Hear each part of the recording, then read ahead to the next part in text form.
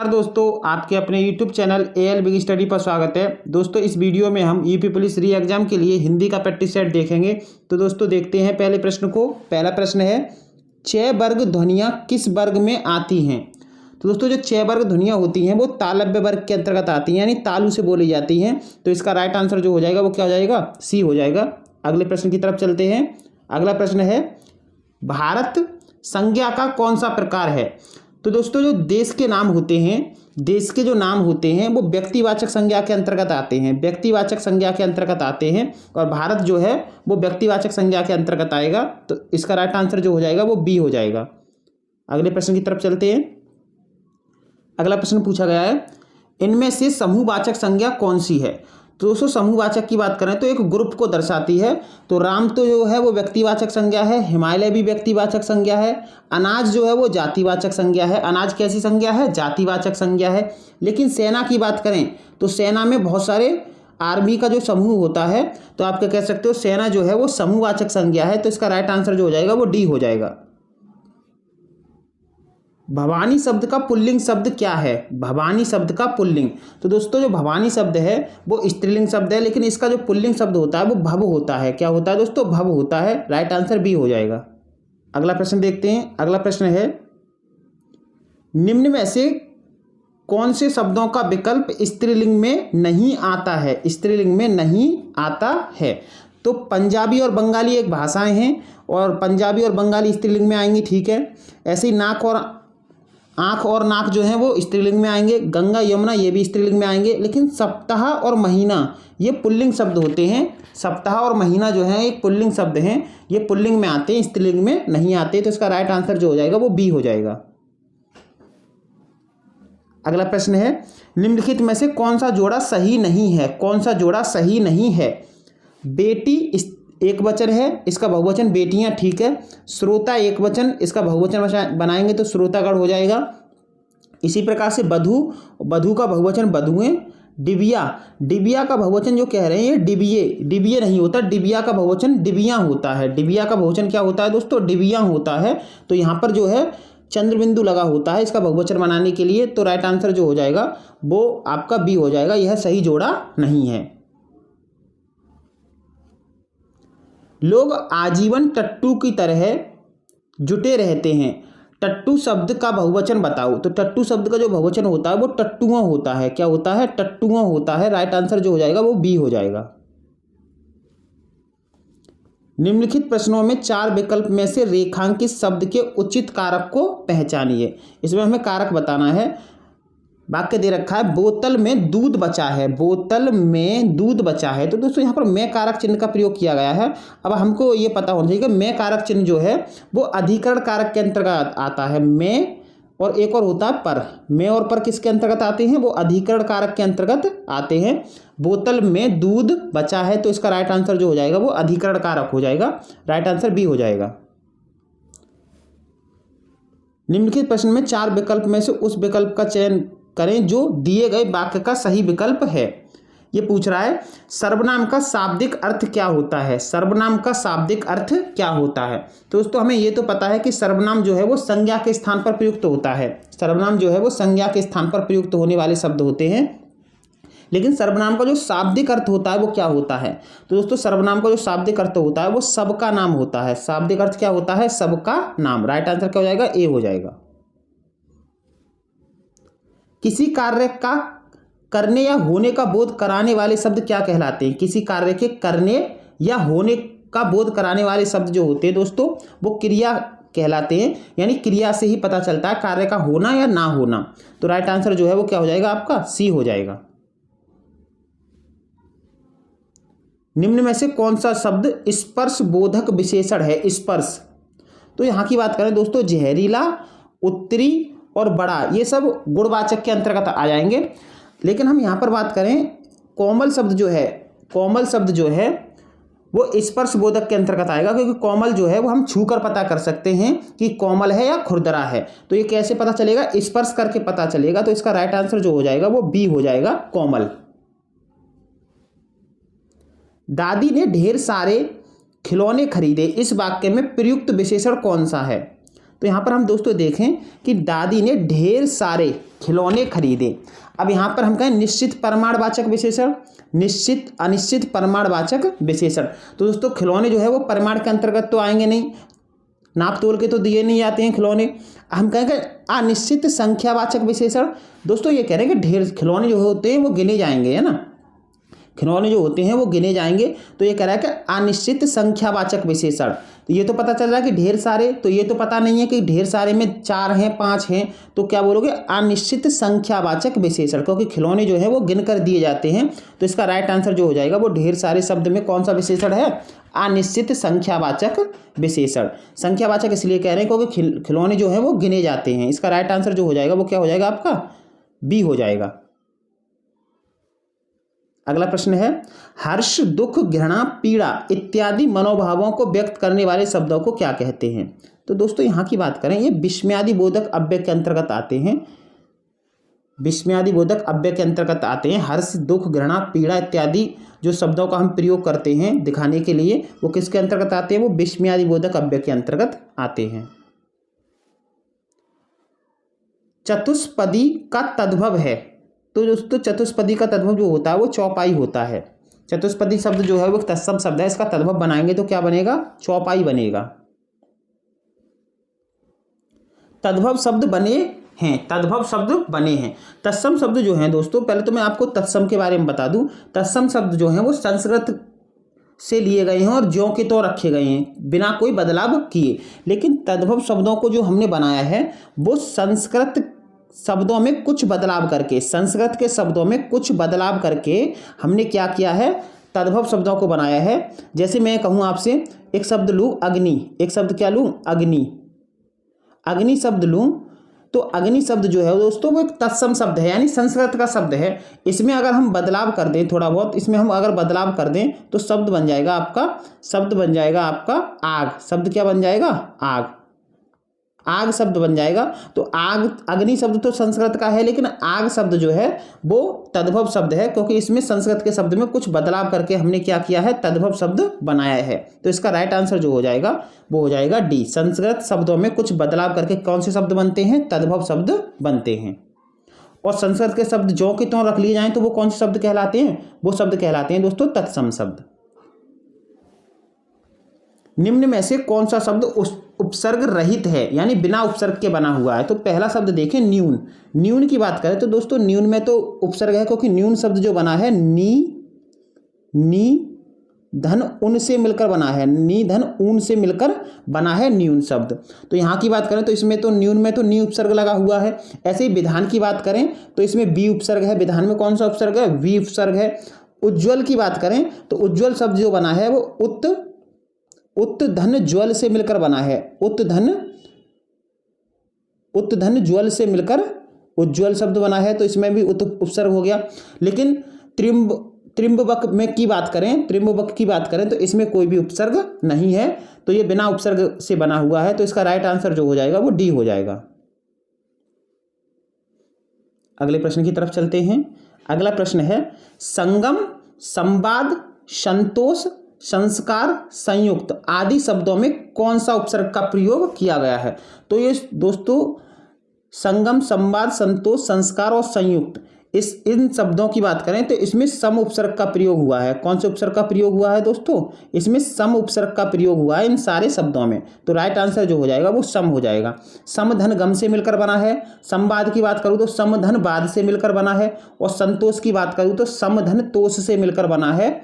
और संस्कार की बात करूँ तो सम धन कार से मिलकर बना है। इसी प्रकार से संयुक्त की बात करूँ तो सम धन युक्त से मिलकर बना है संयुक्त शब्द।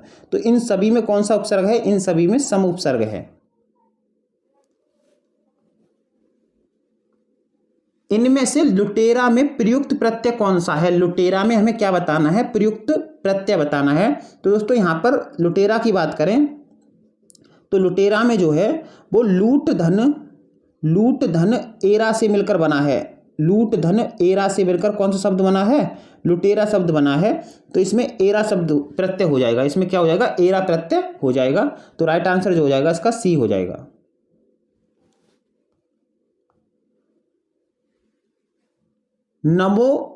नवोन्मेष का सही संधि विच्छेद कौन सा है? तो इसका जो सही संधि विच्छेद हो जाएगा वो होगा नवधन उन्मेष। नवधन उन्मेष से इसका क्या हो जाएगा? सही संधि विच्छेद हो जाएगा। इसमें गुण संधि है, गुण स्वर संधि है। समास के संदर्भ में इनमें से कौन सा कथन गलत है? समास के संदर्भ में तो देखते हैं। पहला कथन है बहुब्रीहि समास में दोनों पद गौड़ होते हैं। दोनों पद अप्रधान, गौड़ का मतलब होता है अप्रधान, जो मुख्य नहीं है। तो बहुब्रीहि समास में ना तो पहला पद ना दूसरा पद प्रधान होता है, तीसरे पद जो होता है वो प्रधान होता है। तो ये तो बात सही है, ये तो कथन सही है, क्योंकि बहुब्रीहि समास में दोनों पद जो होते हैं वो गौड़ होते हैं, यानी अप्रधान होते हैं। अगला है अव्ययभावी में पूर्व पद। पूर्व पद का मतलब है पहले वाला पद। पूर्व पद की प्रधानता होती है और समास पद अव्यय होता है। तो ये भी ठीक है, इसमें भी है ना। तत्पुरुष समास में अंतिम पद गौड़ होता है। तो दोस्तों तत्पुरुष समास की बात करें तो तत्पुरुष समास में अंतिम पद जो होता है वो गौड़ ना होकर क्या होता है? अंतिम पद गौड़ ना होकर क्या होता है दोस्तों? अंतिम पद गौड़ ना होकर मुख्य होता है। अंतिम पद जो होता है वो मुख्य होता है। तो यही वाला कथन जो है वो एकदम गलत है। तो इसका राइट आंसर सी की तरफ जाएंगे। बर्बर का विलोम शब्द क्या है? बर्बर का विलोम शब्द जो हो जाएगा दोस्तों, बर्बर बोलते हैं बदतमीज के लिए, तो बर्बर का विलोम जो हो जाएगा वो क्या हो जाएगा? सभ्य हो जाएगा। विलोम शब्दों के अनुचित जोड़े को पहचानिए, जो गलत है। लभ्य अलभ्य ठीक है, शेष अशेष ठीक है, शीर्ष मतलब ऊपर वाला, तल मतलब नीचे वाला, तो आप क्या कह सकते हो? ये भी ठीक है। लेकिन शिष्ट की बोल रहा है ये परिशिष्ट, तो शिष्ट का विलोम जो होता है दोस्तों अशिष्ट होता है। शिष्ट का विलोम क्या होता है? शिष्ट का विलोम जो होता है अशिष्ट होता है, ना कि परिशिष्ट। तो इसका जो अनुचित जोड़ा है वो क्या आंसर वाला हो जाएगा? अनुचित जोड़ा जो है वो सी है। इनमें से कौन सा शब्द शत्रु का पर्यायवाची है? शत्रु का पर्यायवाची है। तो दोस्तों शत्रु का पर्यायवाची जो है वो अरि होता है। क्या होता है? अरि होता है। शत्रु के कुछ और पर्यायवाचियों को देखें तो शत्रु के और पर्यायवाची एक रिपु होता है। शत्रु का पर्यायवाची क्या होता है? रिपु होता है। इसी प्रकार से दुश्मन होता है। क्या होता है दोस्तों? दुश्मन होता है शत्रु का पर्यायवाची। इसी प्रकार से बैरी भी होता है। क्या होता है? बैरी भी किसका पर्यायवाची होता है? बैरी भी आपका शत्रु का पर्यायवाची होता है, बैरी। और इसी प्रकार से हम देखें प्रतिपक्षी भी होता है और विपक्षी भी होता है। रिपु, दुश्मन, बैरी, प्रतिपक्षी, विपक्षी, ये सब किसके पर्यायवाची होते हैं? ये शत्रु के पर्यायवाची होते हैं। तो इसका जो राइट आंसर हो जाएगा वो ए हो जाएगा। पुष्कर का अर्थ बताइए। तो पुष्कर का जो अर्थ होता है दोस्तों, पुष्कर जो कहते हैं वो सरोवर यानी तालाब का पर्यायवाची होता है। पुष्कर जो है वो सरोवर कह लो या तालाब कह लो, इसका पर्यायवाची होता है। सरोवर होता है, पुष्कर होता है, तड़ाग होता है, सर होता है, ये सब किसके पर्यायवाची हैं? सब तालाब के पर्यायवाची हैं। तो इसका राइट आंसर जो हो जाएगा वो डी हो जाएगा। अगला प्रश्न देखते हैं। अगला प्रश्न है अन्य और अन्य शब्द युग्म में सही अर्थभेद का चयन कीजिए। दोस्तों अन्य का अर्थ होता है, अन्य का अर्थ होता है अनाज, और अन्य का अर्थ होता है दूसरा। तो यहां पर जो सही अर्थभेद हो जाएगा आपका अनाज और दूसरा हो जाएगा। पिता के घर पर रहने वाली युवती के लिए इनमें से उपयुक्त शब्द कौन सा है? हमें यहाँ पर वाक्यांशों के लिए एक शब्द बताना है। तो पिता के घर पर रहने वाली युवती के लिए कहते हैं सुभाषिनी। क्या बोलते हैं? सुभाषिनी। तो इसका राइट आंसर जो हो जाएगा वो बी हो जाएगा। आपकी विदेश यात्रा मंगल में हो, यह किस प्रकार का वाक्य है? तो दोस्तों यहाँ पर हम देखें कि आपकी विदेश यात्रा मंगल में हो, ये जो है वो इच्छावाचक वाक्य है। ये जो है वो कैसा वाक्य है? इच्छावाचक वाक्य है। इनमें से कौन सा शब्द शुद्ध है? कौन सा शब्द शुद्ध है? हमें शुद्ध वर्तनी देखना है। तो दोस्तों यहाँ पर हम ये देखें कि द्वंद्व की बात करें तो द्वंद्व जो है वो अशुद्ध लिखा हुआ है, क्योंकि द्वंद्व जो लिखा जाता है वो इस तरह से लिखा जाता है। दोस्तों द्वंद्व जो लिखा जाता है वो इस तरह से लिखा जाता है, तो ये तो गलत है। ऐसे उज्ज्वल की बात करें तो उज्ज्वल की जो वर्तनी है वो भी कैसी है? अशुद्ध है, क्योंकि उज्ज्वल जो लिखा जाता है वो इस तरह से दोनों जा जो होते हैं वो आधे होते हैं। तो उज्ज्वल जो लिखा जाएगा वो किस तरह से लिखा जाएगा? उज्ज्वल इस तरह से लिखा जाएगा। यानी भी एकदम गलत लिखा हुआ है। यानी जो लिखा जाता है वो इस तरह से लिखा जाता है। तो इसमें जो शुद्ध हो जाएगा वो ए ऑप्शन वाला जो है वो एकदम सही हो जाएगा। तो राइट आंसर इसका क्या हो जाएगा? ए हो जाएगा। इनमें से शुद्ध वाक्य कौन सा है? शुद्ध वाक्य देखना है हमें। चंद्रगुप्त के विभिन्न नाम है, ये तो गलत है। चंद्रगुप्त के कई नाम है, ये भी गलत है। चंद्रगुप्त के विविध नाम हैं, ये भी गलत हो जाएगा। चंद्रगुप्त के कई नाम हैं, चंद्रगुप्त के कई नाम हैं, तो ये वाला वाक्य एकदम क्या हो जाएगा दोस्तों? शुद्ध हो जाएगा। निम्न में से क्या काल कहलाता है? काल क्या कहलाता है? तो यहाँ पर हम कहें कि काल जो है वो क्रिया के घटित होने के समय को बताता है। क्रिया किस समय घटित हुई है वही क्या बताता है? काल बताता है क्रिया के घटित होने के समय को। दोस्तों काल के बारे में थोड़ा सा यहाँ पर और देख लेते हैं हम डिटेल में। काल की बात करें तो काल जो होता है दोस्तों वो 3 प्रकार का होता है। काल कितने प्रकार का होता है? 3 प्रकार का, वर्तमान काल, भूतकाल और भविष्य काल। वर्तमान काल, भूतकाल और भविष्य काल, और इनके अपने अपने भेद होते हैं। वर्तमान काल के दोस्तों 5 भेद होते हैं। वर्तमान काल के कितने भेद होते हैं? वर्तमान काल के 5 भेद होते हैं। सामान्य वर्तमान काल, तात्कालिक वर्तमान काल, पूर्व वर्तमान काल, संदिग्ध वर्तमान काल और संभाव्य वर्तमान काल। तो वर्तमान काल के कितने भेद होते हैं? वर्तमान के 5 होते हैं। भूतकाल की बात करें तो भूतकाल के जो हैं दोस्तों 6 भेद होते हैं। भूतकाल के कितने भेद होते हैं? भूतकाल के 6 भेद होते हैं। और भविष्यकाल की बात करें तो भविष्यकाल के कितने भेद होते हैं? 3 भेद होते हैं। सामान्य भविष्यकाल, संभाव्य भविष्यकाल और हेतु मध्य भविष्यकाल। तो आप दोस्तों देख सकते हैं वर्तमान के 5 हैं, भूतकाल के 6 भेद हैं और भविष्यकाल के कितने भेद हैं? 3 भेद हैं। अगले प्रश्न की तरफ चलते हैं। अगला प्रश्न है, जब किसी पद की व्याख्या करनी हो या उसके संबंध में विस्तार से कुछ कहना हो तो इनमें से किस विराम चिन्ह का उपयोग किया जाता है? तो दोस्तों हमें यहाँ पर विराम चिन्ह से संबंधित प्रश्न है। तो जब हमें किसी के संबंध में विस्तार से कुछ कहना होता है तो हम विवरण चिन्ह का प्रयोग करते हैं। कौन से चिन्ह का? विवरण चिन्ह का प्रयोग करते हैं। तो इसमें जो राइट आंसर हो जाएगा दोस्तों वो डी हो जाएगा। अधजल गगरी छलकत जाए उक्त मुहावरे के लिए वाक्य बताइए। तो इसका अर्थ होता है दोस्तों, कम गुण वाला व्यक्ति दिखावा बहुत करता है, यानी अधजल गगरी छलकत जाए। निर्देश दी गई पंक्ति में रस बताइए। तो यहाँ पर हमें रस बताना है दोस्तों। प्रिय पति वह मेरा प्राण प्यारा कहाँ है, दुख जल निधि में डूबी का सहारा कहाँ है। तो दोस्तों यहाँ पर अगर हम देखें तो यहाँ पर करुण रस है। यहाँ पर क्या है? करुण रस है।